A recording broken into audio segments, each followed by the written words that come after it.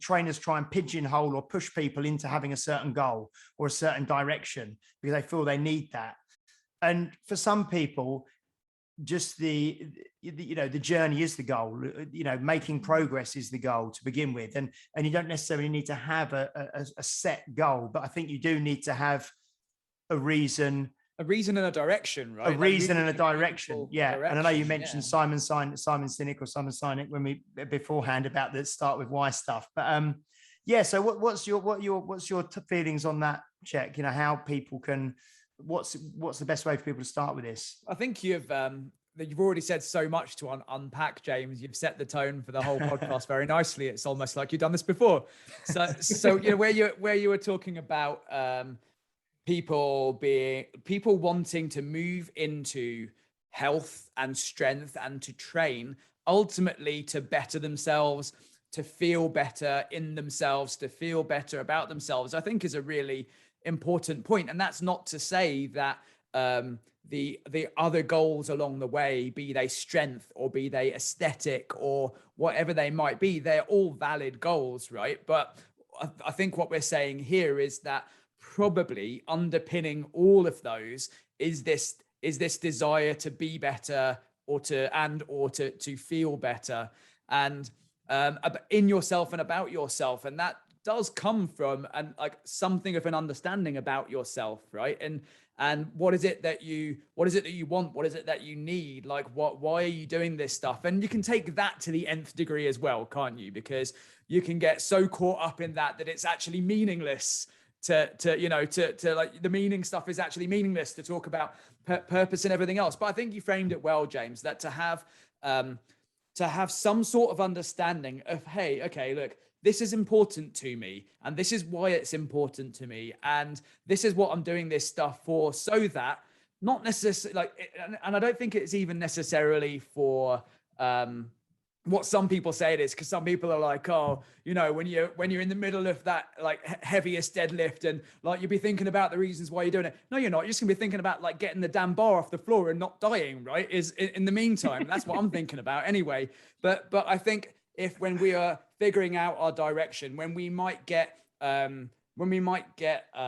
pulled in a different direction by some marketing or by what our friends are doing, like you say, okay, maybe those are the important times to say, why are we doing this? What's important to us? How can we stay true to ourselves when it comes to our training and then ultimately our life? And that's what I think we're talking about. And without getting super philosophical too early, isn't that what it's all about? Just being true to ourselves and everything else is just details. Yeah. The thing I was thinking when James was talking there, doing that intro into what you've just said there. Yeah. Ramble. The difference, like you say, people want something, but they don't necessarily know what it is. They just don't. Dan John's talked about this. They don't want to go from A to B. They want to go from A to not A, to something different than A.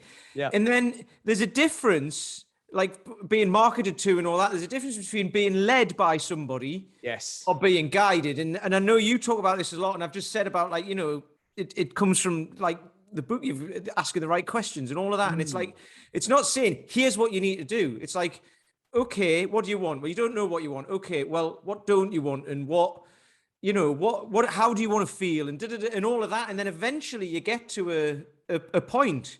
And that doesn't have to be before you even start, does it? It can be well, okay, what do you want to feel like tomorrow? Okay, well, let's do this today then. And then you kind of start, and then you can change it along the way as well, right? So, and isn't it funny, Peter, because James, you'll remember this in the strength education stuff. One of the messages I really tried to get across to coaches, because that was coaching coaches when it came to coaching and communication.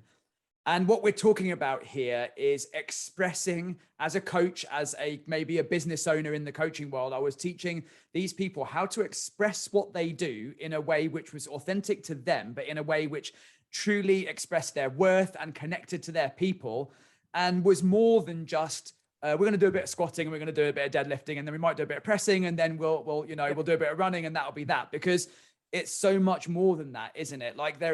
There is so much to this training journey, to this health journey. And a lot of that isn't physical, right, Peter? A lot of it is emotional, mental, spiritual. There are multiple journeys that we go on along the way. And you're right. I think actually owning some of that stuff, and if you are the person who is training the athlete, if you like, then seeing that stuff and honoring and respecting that this is happening along the way. And actually it's not a byproduct, it's maybe the core of it, or at least just as important as the physical stuff. That's pretty cool. And then as a coach, if you can, like, if coaches can own that and say, here's what's going on at this point in time, like, here's the journey, here's where we're going, then I think that makes for just a more fun experience, a more worthwhile experience, and a better outcome, which you can say, which you can then pin back to what helped you to get there. So you can say, right, like Paul or Peter or James, or the work that they did, actually that was a big part of doing this stuff, which I think is a mutual win.